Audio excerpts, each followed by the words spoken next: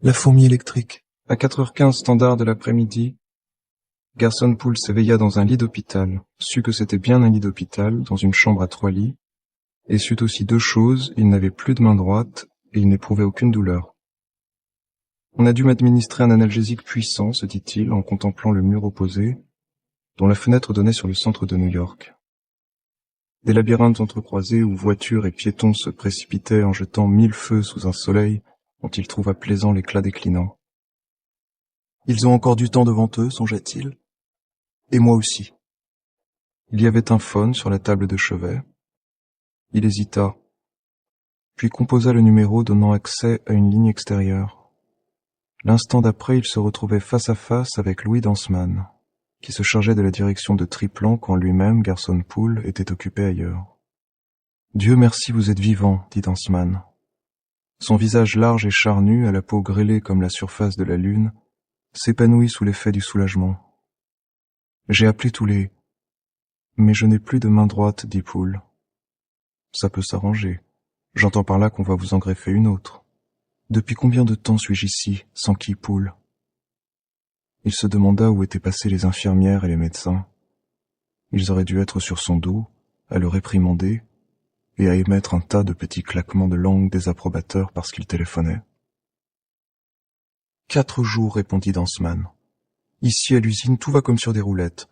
En fait, on a hérité de commandes émanant de 3 polices différentes, toutes sur Terra, 2 dans l'Ohio, une dans le Wyoming. De bonnes grosses commandes fermes, 1 tiers d'avance et l'habituel crédit bail de 3 ans. Venez me sortir d'ici, dit Poole. Je ne peux pas faire ça tant que votre nouvelle main n'a pas été... Je la ferai greffer plus tard. Il avait une envie dévorante de retrouver son environnement familier. Le souvenir du Squib Cargo se profilant, grotesque sur l'écran de contrôle lui revint vaguement en tête. En fermant les yeux, il se revoyait à bord de son appareil endommagé, télescopant un engin après l'autre en faisant au passage de terribles dégâts.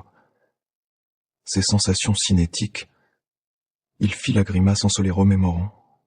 « Je dois reconnaître que j'ai eu de la veine, s'avoua-t-il. »« Sarah Benton est-elle près de vous, fit Danseman. »« Non. » Bien sûr, ne serait-ce que pour des raisons professionnelles, sa secrétaire particulière devait être dans les parages, histoire de le materner à sa manière ennuyeuse et juvénile.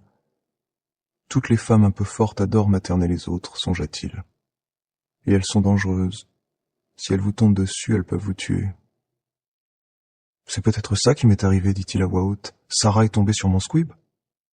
Pas du tout. C'est un des essieux de votre aileron directionnel qui s'est rompu en pleine heure de pointe. Là-dessus, vous... Oui, je m'en souviens. Il se retourna dans son lit. La porte de la chambre s'ouvrait. Un médecin en blouse blanche apparut en compagnie de 2 infirmières en bleu. Ils s'approchèrent. « Je vous rappelle », conclut Poole en reposant le combiné. Il inspira à fond, anxieux d'entendre ce qu'on avait à lui annoncer. « Vous ne devriez pas phoner déjà », observa le médecin en examinant sa feuille de soins. « Mr. Garson Poole, propriétaire de Triplan électronique, fabricant de fléchettes identifiantes aléatoires capables de repérer leur proie dans un rayon de 1500 km en se fondant exclusivement sur le tracé encéphalique. Vous êtes un homme qui a réussi, Mr. Poole. Malheureusement, vous n'êtes pas un homme, mais une fourmi électrique. » « Quoi » s'écria Poole ébahi. « En conséquence, nous ne pouvons pas nous occuper de vous maintenant que nous sommes au courant. Naturellement, nous l'avons vu dès que nous avons procédé à l'examen de votre main droite blessée, nous y avons découvert des composants électroniques et la radiographie du torse a confirmé notre hypothèse. Mais qu'est-ce qu'une fourmi électrique sans qui, Poole ? Qui pourtant le savait très bien. L'expression, en fait, n'avait pas de mystère pour lui. Une infirmière répondit « Un robot organique. » Je vois. Une transpiration glacée perla sur tout son corps. « Vous l'ignoriez, fit le médecin. »« Oui, » dit Poole en hochant la tête. Le médecin reprit « Il nous arrive une fourmi électrique à peu près 1 fois par semaine. On nous les amène soit à la suite d'un accident de squib, comme dans votre cas, soit parce qu'elles ont elles-mêmes demandé à être admises. Quand elles n'ont jamais été informées de leur nature, quand elles ont vécu parmi les humains en se croyant humaines. Quant à votre main... » Il marqua une pause.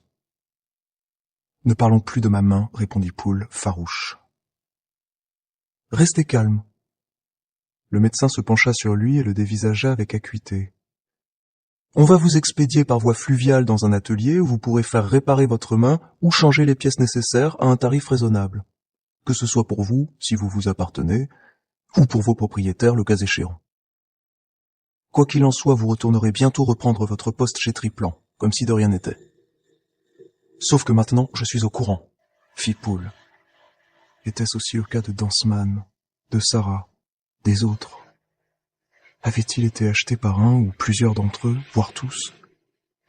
Ou bien conçu, peut-être? Une figure de proue, se dit-il. Voilà ce que j'ai été jusqu'à présent. Je n'ai jamais dû diriger réellement la société, c'est une illusion qui a été implantée en moi quand on m'a fabriqué. En même temps que l'illusion d'être humain et vivant. Avant de partir pour l'atelier de réparation, dit le médecin, auriez-vous la bonté de régler votre note au bureau des admissions? Poole rétorqua d'un ton acide. Pourquoi y aurait-il une note à payer puisque vous ne soignez pas les fourmis? Parce que nous nous sommes tout de même occupés de vous jusqu'au moment où nous avons découvert la vérité, expliqua une infirmière. Eh bien, envoyez-moi la note, à moi ou à ma société, gronda Poole en cédant à une rage impuissante. Au prix d'un effort considérable, il réussit à s'asseoir. En proie au vertige, il posa par terre un pied hésitant. « Je ne serais pas fâché de m'en aller d'ici, » dit-il en se mettant debout. « Et je vous remercie pour l'humanité de vos soins. »« Merci à vous, Mr. Poole, » répliqua le médecin. « Mais peut-être devrais-je plutôt dire Poole tout court. »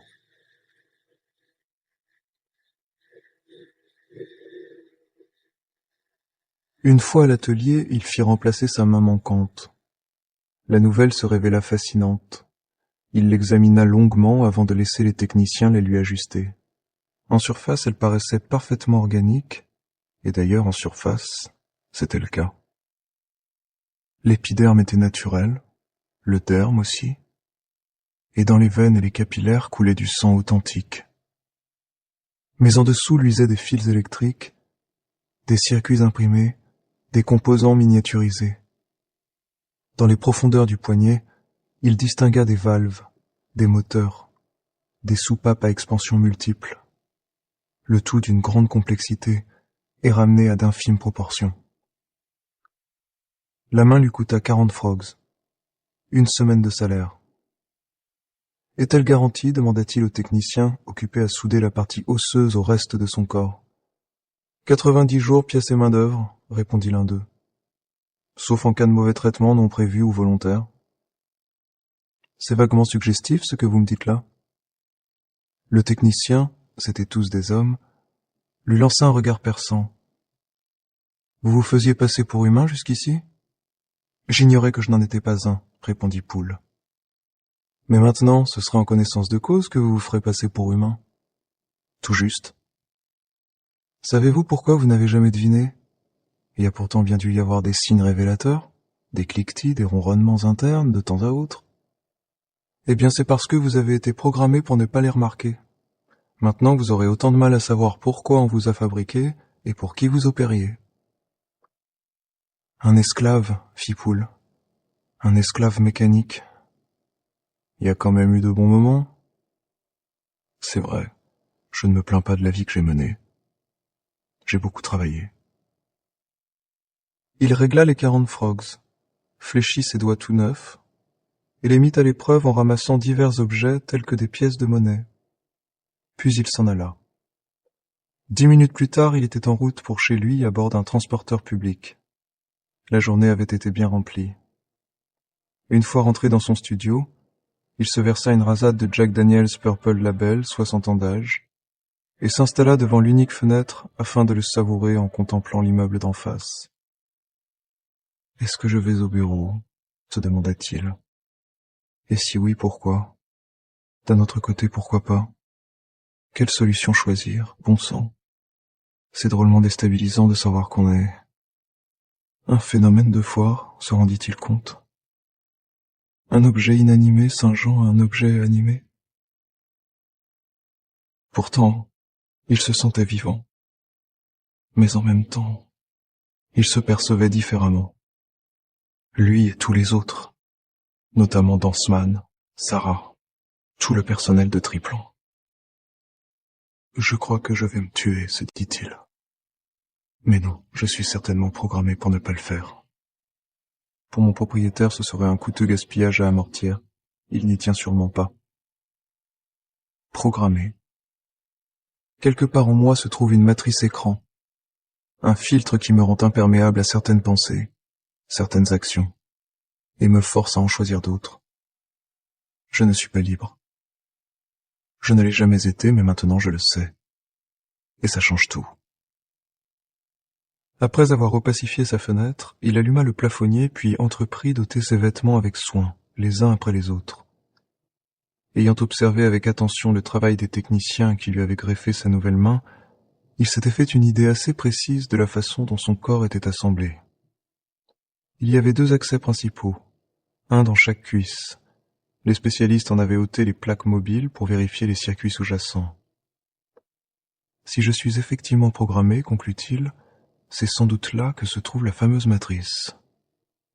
Il découvrit un labyrinthe de circuits qui le laissa sans voix. Il me faut de l'aide, se dit-il. Voyons. Quel est le code phone du BBB que loue le bureau? Il décrocha et composa le numéro permettant de joindre l'ordinateur central, là où il se trouvait effectivement, c'est-à-dire à Boise, dans l'Idaho. Les services de cet ordinateur sont facturés 5 frogs par minute, dit une voix mécanique dans le phone. Veuillez tenir votre carte crédit devant l'écran. Il obéit. Quand vous entendrez la tonalité, vous serez en liaison avec l'ordinateur, poursuivit la voix. Veuillez l'interroger le plus rapidement possible en tenant compte de ce que la réponse vous sera fournie en 1 microseconde environ, alors que l'interrogation, elle... Il baissa le son puis l'augmenta dès que l'entrée audio apparut sur l'écran. À partir de cet instant, la machine n'était plus qu'une vaste oreille tendue vers lui. Comme vers 50 000 autres interrogateurs aux 4 coins de Terra. « Scannez-moi », ordonna Poole, « et dites-moi où se trouve le nœud de code commandant mes pensées et mon comportement. » Il attendit. Sur l'écran du phone, un grand œil mobile à facettes multiples l'examina. Il se plaça bien en vue au milieu de son studio. L'ordinateur dit alors « ôtez votre panneau pectoral en comprimant le sternum, puis en le tirant doucement vers l'avant. » Poole obtempéra. Une partie de sa poitrine se détacha. En proie à un léger vertige, il la posa par terre. « Je distingue des modules de commande, dit la machine, mais je ne vois pas quel est celui qui... » Elle s'interrompit et son œil balaya l'écran de droite à gauche. « Je perçois une bobine de ruban perforée au-dessus du mécanisme cardiaque. Vous le voyez ?» Poole tendit le cou et le vit également. « Je dois me déconnecter maintenant, reprit l'ordinateur. Quand j'aurai examiné les données dont je dispose, je vous rappellerai pour vous fournir une réponse. Bonne journée. » L'écran s'éteignit. « Je vais m'arracher ce ruban de la poitrine, se dit Poole. Il est tout petit. Pas plus gros que 2 fusettes de fil à coudre avec une tête de lecture montée entre dérouleur et récepteur. L'ensemble, bobine et ruban, était parfaitement immobile. Le dispositif doit se mettre automatiquement en marche afin de prendre la main quand les circonstances l'exigent, réfléchit-il, et court-circuiter le fonctionnement cérébral normal. Et dire qu'il en a été ainsi ma vie durant. Il posa la main sur le dérouleur. Il suffirait que je le détache et... L'écran du phone s'éclaira à nouveau. Carte crédit numéro 3BNX 882 HQR 446T, fit la voix de l'ordinateur. Ici BBB 307DR en réponse à votre question d'une durée de 16 secondes le 4 novembre 1992. La bobine de ruban perforée au-dessus de votre mécanisme cardiaque n'est pas un module de programmation mais un dispositif d'apport de réalité. Tous les stimuli sensoriels reçus par votre système nerveux central émanent de lui et toute intervention serait dangereuse, voire fatale. Il ajouta. En outre, vous ne paraissez équipé d'aucun conditionnement initial en matière de programmation. Demande satisfaite, bonne journée. L'écran s'éteignit une fois de plus. Poole, qui se tenait nu devant le phone écran, effleura à nouveau le dérouleur, avec d'infinies précautions. Je vois, songea-t-il éperdu. Mais est-ce bien sûr? Car ce module... Si je coupe la bande, mon monde va disparaître. La réalité subsistera pour les autres, mais pas pour moi. Parce que ma réalité, mon univers me viennent de ce minuscule système. soumis à la tête de lecture qui elle-même les transmet à mon système nerveux central au fur et à mesure que la bande se déroule sans hâte, comme elle le fait depuis des années, décréta-t-il. Il se rhabilla, s'assit dans son grand fauteuil, un luxe importé de chez Triplan, et alluma une cigarette. Il reposa d'une main tremblante son briquet monogrammé, s'adossa confortablement et souffla un nuage de fumée grise. Il faut y aller doucement, se dit-il. Qu'est-ce que je cherche en fait? À court-circuiter mon programme? Non, puisque l'ordinateur n'en a pas trouvé. Suis-je bien sûr de vouloir intervenir dans le module d'apport réalité? Si oui, pourquoi? Parce que, répondit-il, si je maîtrise le module, je maîtrise la réalité par la même occasion. Du moins en ce qui me concerne personnellement. Ce qui concerne ma réalité subjective. Mais qu'y a-t-il d'autre de toute façon? La réalité objective n'est que le produit d'un raisonnement destiné à formuler l'universalisation hypothétique d'une multitude de réalités subjectives. Mon univers gît entre mes doigts, comprit-il. Si seulement j'arrivais à trouver comment fonctionne ce fichu machin. Au départ, tout ce que je voulais, c'était découvrir mon programme d'origine de façon à bénéficier d'un véritable fonctionnement homéostatique. À me prendre en main. Mais avec ceci, ça ne s'arrêtait pas là. C'était la réalité tout entière qu'il pouvait prendre en main. Et cela me distingue de tous les êtres humains ayant jamais vécu, songea-t-il, accablé. Il retourna au phone composer le numéro de son bureau. Danseman apparut sur l'écran. Il lui dit avec vivacité « Faites-moi apporter un jeu complet de micro-outils et un écran agrandisseur. J'ai un travail à effectuer sur des circuits imprimés. » Il coupa la communication. Il n'avait aucune envie d'en discuter. Une demi-heure plus tard, on frappait à sa porte. Il découvrit sur le seuil un de ses contremaîtres chargé comme une mule de micro-outils en tout genre. « Comme vous n'avez pas précisé de quoi vous aviez besoin, au juste, déclara-t-il en entrant, Mr. Danseman m'a demandé de tout apporter. » Et le système d'agrandissement optique? Dans le transporteur, sur le toit terrasse. Peut-être que mon désir est en fait de mourir, songea Poole. Tout en fumant une cigarette, il regarda le contremaître installé dans le salon l'écran pesant, son alimentation électrique et son tableau de commande. C'est un suicide ce que j'envisage. Il frissonna. Ça ne va pas, Mr. Poole? S'enquit le contremaître en se redressant après avoir déposé son fardeau. Vous ne devez pas encore bien tenir sur vos jambes après votre accident? C'est ça, fit tranquillement Poole. Dissimulant sa tension, il attendit le départ du contremaître. Sous les lentilles grossissantes de l'appareil, la bande de plastique revêtait un aspect nouveau. On voyait à présent une large piste où couraient des centaines de milliers de trous. C'est bien ce que je pensais, se dit Poole. Ce ne sont pas des impacts magnétiques sur une couche d'oxyde de fer, mais des perforations. Sous l'oculaire, la bande défilait de manière visible. Très lentement et à une allure constante, certes, mais elle se dirigeait bel et bien vers la tête de lecture. À mon avis, réfléchit-il, les perforations représentent des oui, et les zones pleines, des non, comme dans un piano mécanique. Comment m'en assurer? En bouchant un certain nombre de trous. Il évalua la quantité de ruban restant sur la bobine débitrice, calcula avec beaucoup de difficulté la vitesse de débit et aboutit à un chiffre. S'il modifiait la partie de ruban visible au point de passage sous la tête de lecture, il s'écoulerait 5 à 7 heures avant que ce moment particulier survienne. Il oblitérerait les stimuli à venir dans ce délai. À l'aide d'un micro-pinceau, il recouvrit de vernis opacifiant une section relativement étendue de ruban. Il avait trouvé le vernis dans la boîte à accessoires des micro-outils. J'ai dû effacer à peu près une demi-heure, estima-t-il. J'ai bien bouché 1 millier de trous. Il serait intéressant de voir les changements, le cas échéant, que cela apporterait à son environnement 6 heures plus tard.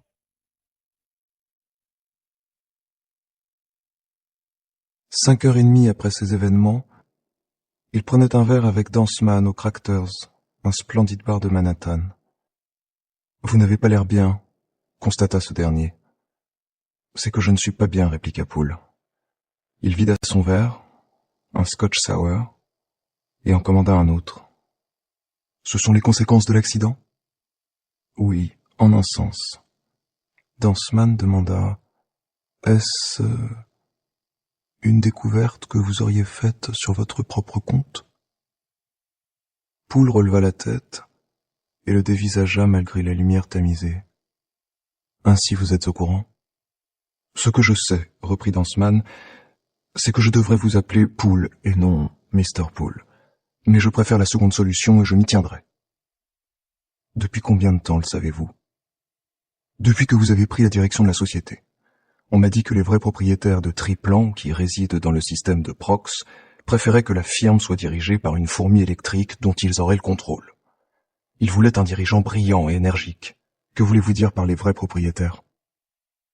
C'était la première fois qu'il entendait parler de ça. Nous comptons 2000 actionnaires répartis un peu partout. Marvis Bay et son époux Hernan, de Prox 4, possèdent 51% des parts, depuis le début. Pourquoi m'a-t-on maintenu dans l'ignorance? On m'a demandé de ne pas vous le dire. Vous deviez vous croire seul à régenter la firme, avec mon assistance. Mais en réalité, je vous communiquais les instructions que les Bay me transmettaient. Je ne suis donc bien qu'un homme de paille, fit Poole.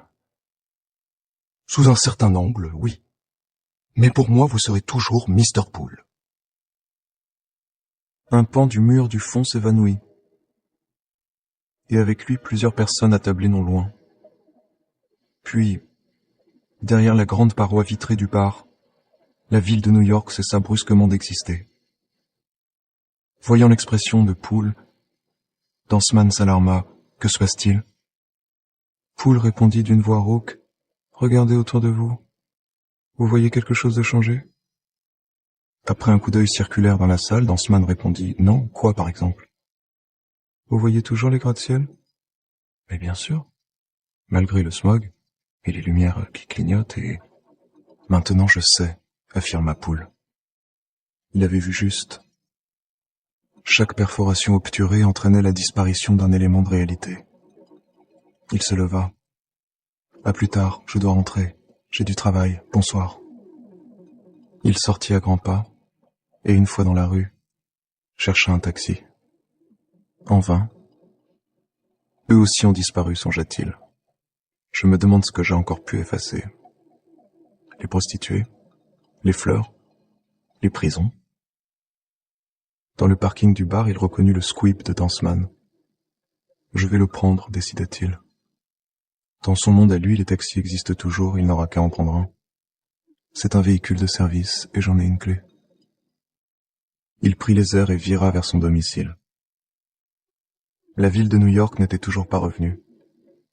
De part et d'autre, il voyait des véhicules et des immeubles, des rues, des circuloirs, des enseignes. Mais au milieu, rien. Je ne peux pas pénétrer dans cette zone-là, se dit-il. Sinon je vais disparaître. Mais peut-être pas. Alors il s'enfonça dans le néant. Fumant cigarette sur cigarette, il tourna en rond pendant un quart d'heure. Puis, sans bruit, New York réapparut. Il écrasa sa cigarette, quel gaspillage au prix que cela coûtait, et fila vers son appartement. Si j'insère une étroite section opaque, réfléchit-il en ouvrant sa porte, je peux peut-être... Le fil de ses pensées fut brusquement interrompu. Quelqu'un était assis dans le fauteuil du salon et regardait un épisode de Star Trek à la télévision. « Sarah !» fit-il contrarié. Elle se leva. Elle était bien en chair mais gracieuse. « Tu n'étais plus à l'hôpital, alors je suis venue ici. J'ai toujours la clé que tu m'as donnée en mars après cette affreuse dispute. Comme tu as l'air déprimé. » Elle vint le dévisager avec inquiétude. « Ta blessure te fait souffrir à ce point? » « Non, c'est autre chose. » Il ôta sa veste, sa cravate, sa chemise, puis ouvrit son panneau pectoral. Il s'agenouilla et enfila les Waldo, les gants permettant la manipulation à distance des micro-outils. Il s'interrompit, le temps de relever les yeux sur elle et de dire « J'ai découvert que j'étais une fourmi électrique. » D'un certain point de vue, cela m'ouvre des perspectives que je suis en train d'explorer. Il fléchit les doigts et à l'extrémité du Waldo gauche apparut un micro-tournevis, rendu visible par le système agrandisseur. « Tu peux regarder si tu veux, » lui dit-il. Elle s'était mise à pleurer. « Qu'est-ce qui te prend ?» fit-il méchamment, sans lever les yeux. « C'est tellement triste. On te considérait tous comme un excellent patron chez Triplan. Nous avons un tel respect pour toi. Et maintenant tout va changer. » La bande plastique comportait une marge non perforée en haut et en bas. Poole découpa une bande horizontale très étroite, puis après un temps d'intense concentration, trancha le ruban en ménageant environ 4 heures de déroulement avant qu'il ne passe sous la tête de lecture. Il disposa alors le tronçon sectionné à angle droit par rapport à cette dernière, le souda dans cette position avec un micro-outil thermique, puis recolla la bande de part et d'autre. Il venait d'insérer un temps mort de 20 minutes dans le courant continu de sa réalité. L'effet s'en ferait sentir, selon ses calculs, quelques minutes après minuit. « Es-tu en train de te réparer ?» demanda timidement Sarah. « Plutôt de me libérer, » répondit-il. Outre celle qu'il venait d'opérer, il avait en tête plusieurs autres modifications. Mais d'abord il lui fallait mettre sa théorie à l'épreuve. Un ruban vierge, sans perforation, signifiait une absence de stimuli, auquel cas, l'absence de ruban, elle... « Je n'aime pas ton expression, murmura Sarah. Elle entreprit de rassembler ses affaires, son sac, son manteau, son magazine audiovisuel. « Je m'en vais, je vois bien que tu n'as pas envie de me voir. »« Mais non, reste, je vais regarder Star Trek avec toi. » Il remit sa chemise. « Tu te rappelles autrefois quand il y avait combien, 20 ou 22 chaînes, avant que le gouvernement n'interdise les chaînes privées ?» Elle fit un signe de tête affirmatif. Que se serait-il passé si ce poste de télé avait diffusé toutes les chaînes en même temps? Aurions-nous pu distinguer quoi que ce soit dans ce mélange? Je ne pense pas. Peut-être pourrions-nous apprendre à devenir sélectifs, à nous acquitter nous-mêmes du tri, afin de percevoir ce qui nous intéresse tout en rejetant le reste. Imagine ce dont nous serions capables si notre cerveau savait recevoir 20 images différentes simultanément. Pense à la quantité de connaissances qu'il pourrait emmagasiner en une brève période. Je me demande si le cerveau humain... Il s'interrompit. Non. Le cerveau humain n'en est pas capable. Reprit-il bientôt comme s'il réfléchissait à voix haute. Mais en théorie, pour un cerveau quasi organique, ce n'est pas impossible. Est-ce d'un cerveau de cette nature que tu es doté? S'enquit Sarah. Oui, répondit Poole.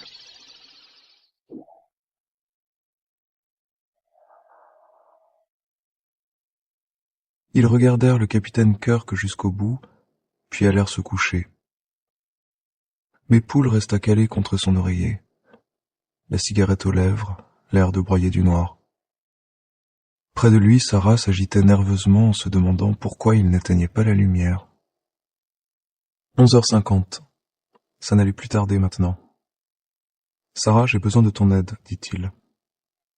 Dans quelques minutes, il va m'arriver quelque chose de bizarre. Ça ne durera pas, mais je voudrais que tu m'observes avec soin. Vois si je... Il esquissa un geste. Si je subis des transformations, si je parais m'endormir, si je prononce des paroles insensées ou... Il avait envie de dire si je disparais, mais se retint. Je ne te ferai sans doute aucun mal, mais je préférerais te savoir armé. Tu as ton revolver anti-agression? Il est dans mon sac. Tout à fait éveillée à présent, elle s'assit dans le lit et le contempla avec un effroi non dissimulé. La lumière de la lampe tombait sur ses épaules hâlées, mouchetées de taches de rousseur. Poole alla chercher l'arme. Soudain la chambre se figea. Puis les couleurs commencèrent à s'estomper. Les objets s'amenuisèrent jusqu'à se dissoudre dans les ombres telles des volutes de fumée. Les ténèbres s'épaissirent, et les contours se firent de plus en plus indistincts. Ce sont les derniers stimuli qui disparaissent, se dit Poole. Il plissa les yeux, essayant de distinguer quelque chose. Il voyait à peine Sarah Benton assise dans le lit, mais en 2 dimensions, comme un découpage en forme de poupée qu'on aurait posé là, et qui s'évanouissait peu à peu. Des bouffées de substances dématérialisées jaillissaient de manière aléatoire, comme des nuages instables. Les éléments se rassemblaient, se dissociaient, puis se reconstituaient. Enfin se dissipèrent les dernières traces de chaleur, d'énergie et de lumière. La pièce s'effondra sur elle-même, comme hermétiquement isolée de la réalité. À ce stade, le noir absolu remplaça toute chose. C'était un espace dénué de profondeur, qui ne ressemblait pas à la nuit, mais qui avait quelque chose de rigide, de résistant. En outre, Poole n'entendait plus rien. Il voulut toucher quelque chose, mais il n'avait plus de main pour toucher. La conscience qu'il avait eue jusque-là de son propre corps avait disparu en même temps que le reste de l'univers. Même s'il avait encore possédé des mains, elle n'aurait rien eu à toucher. Je ne me suis pas trompé quant au fonctionnement de la bande perforée, se dit-il, employant une bouche qui n'existait pas pour se communiquer un message inaudible. Cela prendra-t-il bien fin dans 10 minutes, s'interrogea-t-il. Ai-je également eu raison sur ce point? Il attendit, en sachant intuitivement que la notion du temps avait disparu en même temps que le reste. Rien d'autre à faire qu'attendre, comprit-il, en espérant que ça ne durera pas trop longtemps. Histoire de mesurer le temps qui passait, il résolut de composer mentalement une encyclopédie. Je vais dresser la liste de tout ce qui commence par un A. Voyons. Abricot. Automobile. Accès. Atmosphère. Atlantique. Aspic. Annonce. Et ainsi de suite, les termes défilant dans son esprit hanté par la peur. D'un seul coup, la lumière revint. Il gisait sur le divan du salon, et un pâle soleil entrait par l'unique fenêtre. 2 hommes penchés sur lui, les mains pleines d'outils. Des techniciens d'entretien, comprit-il. Ils m'ont réparé. Il a repris connaissance, dit l'un des techniciens qui se redressa et s'écarta. Sarah Benton vint se tenir à sa place. Elle tremblait d'inquiétude. « Dieu merci !» s'écria-t-elle, en soufflant une haleine humide dans l'oreille de Poole. « J'ai eu si peur, j'ai fini par appeler Mr. Danceman pour... » « Que s'est-il passé ?» coupa durement Poole. « Commence par le commencement et au nom du ciel parle posément, que je puisse bien tout assimiler. » Sarah se domina, prit le temps de se frotter le nez, puis lança d'une voix blanche. « Tu as perdu connaissance. Tu étais là comme mort. J'ai attendu jusqu'à 2h30 et tu ne bougeais toujours pas. J'ai téléphoné à Mr. Danceman que j'ai malheureusement réveillé, et il a appelé des réparateurs de fourmis électriques. Je veux dire d'organorobe. Ils sont arrivés vers 4h45 et n'ont pas cessé de travailler depuis. Il est maintenant 6h15 du matin. Je suis gelé et j'ai envie d'aller me coucher. Je ne pourrai pas aller au bureau aujourd'hui, vraiment pas. » Elle se détourna en reniflant. Ce bruit agaça Poole. Un des techniciens en tenue déclara « Vous avez tripoté votre bande réalité ?»« En effet, » dit Poole. « Pourquoi le nier ? Ils avaient dû trouver le morceau de bande non perforée collé en travers. Mais je n'aurais pas dû rester si longtemps inconscient. Je n'avais inséré qu'un morceau d'une dizaine de minutes, ajouta-t-il. Il a bloqué le déroulement de la bande, expliqua le technicien. Et elle a cessé d'avancer. Le mécanisme s'est automatiquement déconnecté pour éviter que la bande ne se déchire. Qu'est-ce qui vous a pris de toucher à ça? Ne saviez-vous donc pas ce que vous risquiez? Je n'étais pas trop sûr. Mais vous en aviez une idée assez précise? Poole rétorqua d'un ton acide. C'est bien pour ça que je m'y intéresse. Votre facture s'élèvera à 95 frogs, dit l'homme. Payable à tempérament, si vous le désirez. Très bien, acquiesça Poole. Il s'assit, un peu étourdi, se frotta les yeux et fit la grimace. Il avait mal à la tête et son estomac lui semblait absolument vide. « Limez un peu l'épaisseur de la bande la prochaine fois, » lui dit le premier technicien. « Ainsi ça ne se coincera pas. » Il ne vous est pas venu à l'idée qu'il pouvait y avoir une sécurité ? Qu'arrive-t-il, articula méticuleusement Poole à voix basse, s'il ne passe pas du tout de bande sous la tête de lecture, si la cellule photographique ne rencontre pas d'obstacle? Les techniciens échangèrent un rapide coup d'œil. L'un d'eux répondit « Tous les neurocanaux entrent en surcharge et on provoque un court-circuit. » Ce qui veut dire ? Ce qui veut dire que tout le mécanisme grille. J'ai examiné le circuit, reprit Poole. Le voltage n'est pas assez élevé pour provoquer un tel résultat. Le métal ne fond pas face à d'aussi faibles charges électriques, même si les bandes sont en contact. J'ai mesuré environ 1/1000 de watt dans un conducteur au césium d'à peu près 15 mm de long. Admettons qu'il y ait 1 milliard de combinaisons possibles à un instant donné en fonction des perforations de la bande. Le total du courant de sortie n'est pas cumulatif. Son intensité dépend du débit de la batterie pour tel module, et ça ne va pas très loin, même quand tout fonctionne en même temps. Pourquoi mentirions-nous ? Fit l'un des techniciens avec lassitude. Et pourquoi pas ? Je tiens une chance d'expérimenter la totalité. D'un coup. De connaître l'univers dans son intégralité. D'être momentanément en rapport avec toute la réalité. Ce qui est impossible aux humains. Ce serait comme si une partition de symphonie avec toutes ses portées pénétrait dans mon cerveau en dehors du temps, toutes les notes, tous les instruments résonnant à la fois. Et non pas une, mais toutes les symphonies. Vous comprenez. Vous allez griller, dirent les deux techniciens en chœur. Je ne crois pas. Sarah intervint. Veux-tu une tasse de café ? Oui, dit-il. Il posa ses pieds glacés sur le sol et frissonna. Enfin il se leva. Il avait mal partout. Ils m'ont laissé allongé sur le divan toute la nuit, se rendit-il compte. Quand même, ils auraient pu se débrouiller autrement.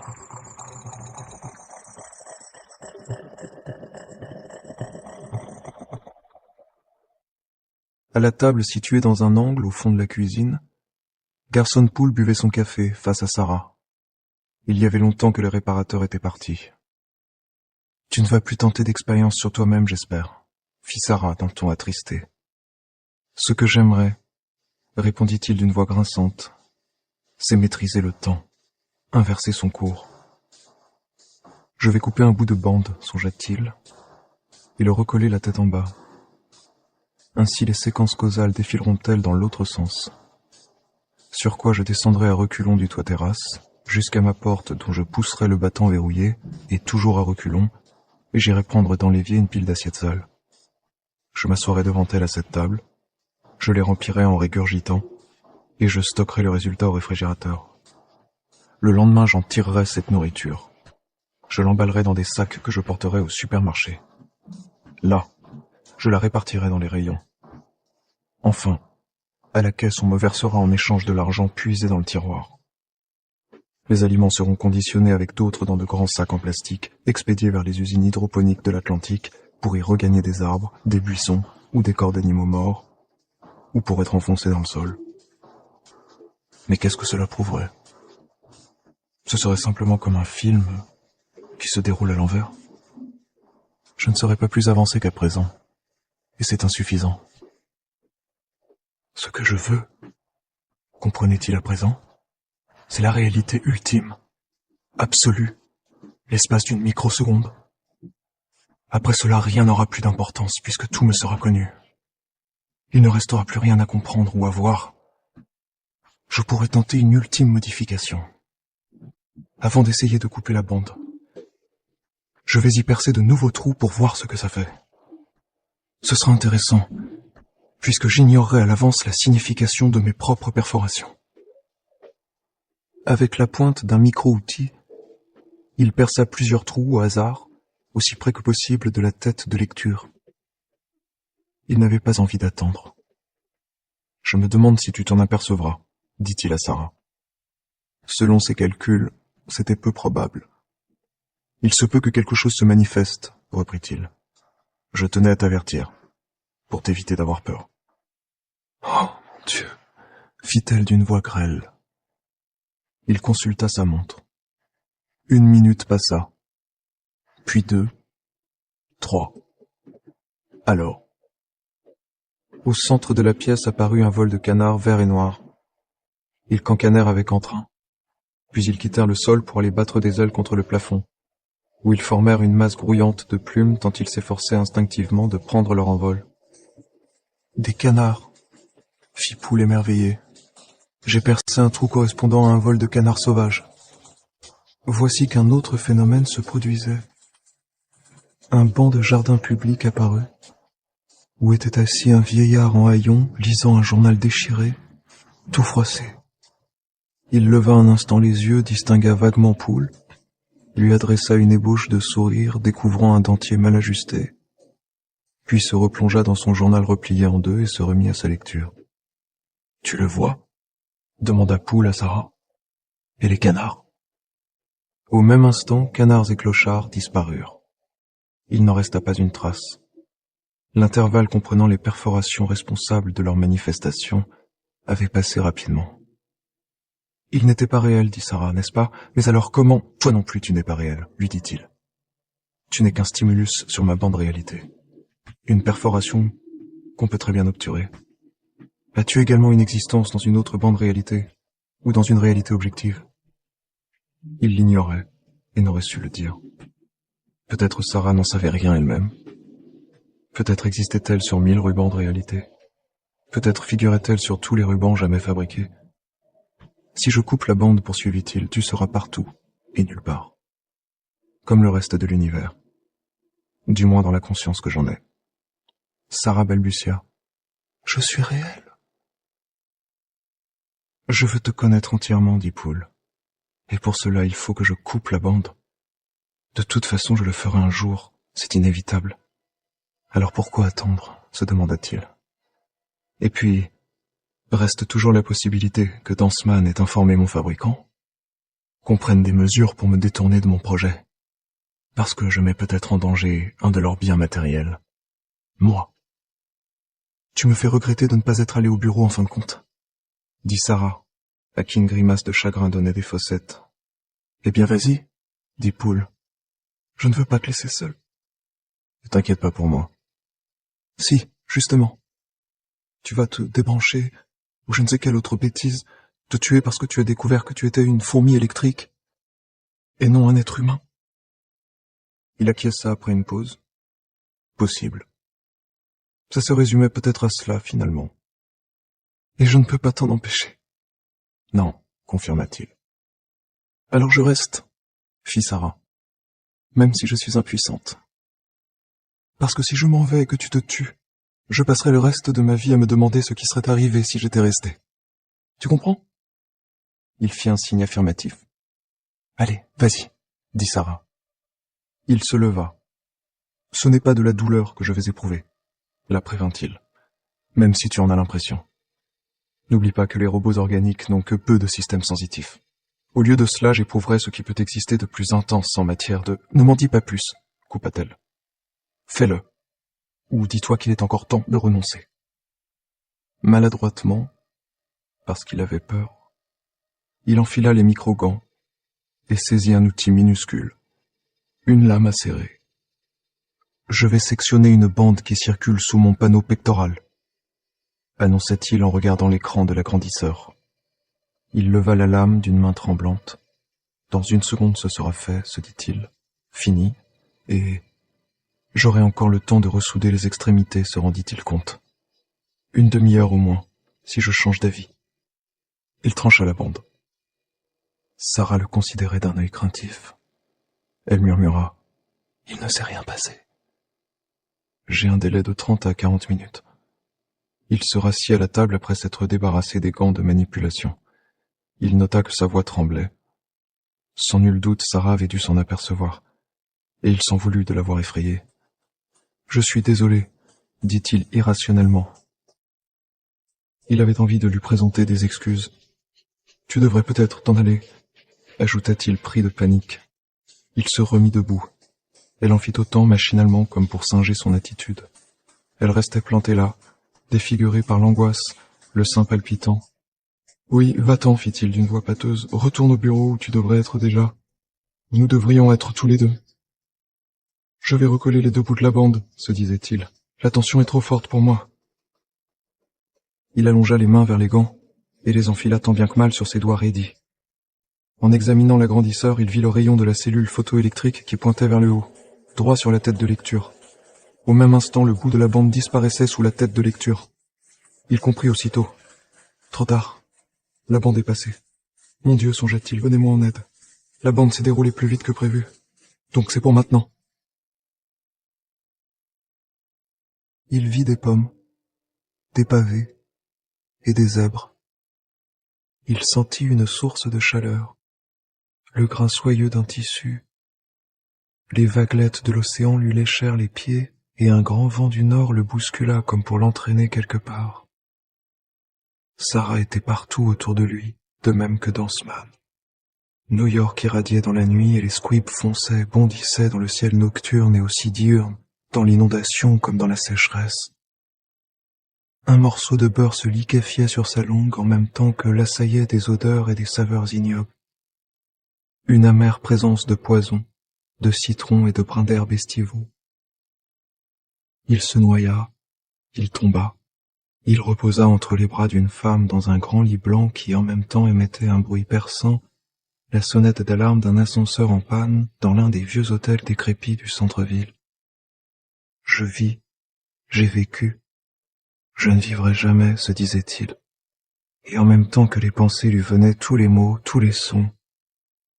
Des insectes crissaient en filant dans les airs et il sombra à demi dans un corps complexe constitué d'éléments homéostatiques, quelque part dans les labos de Triplan.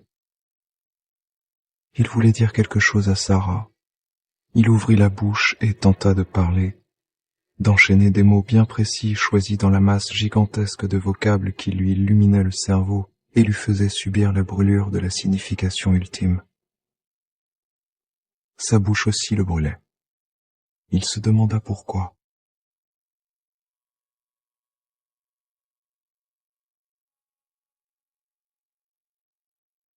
Pétrifiée, le dos au mur, Sarah Benton rouvrit les yeux et vit une spirale de fumée sortir des lèvres entr'ouvertes de Poole.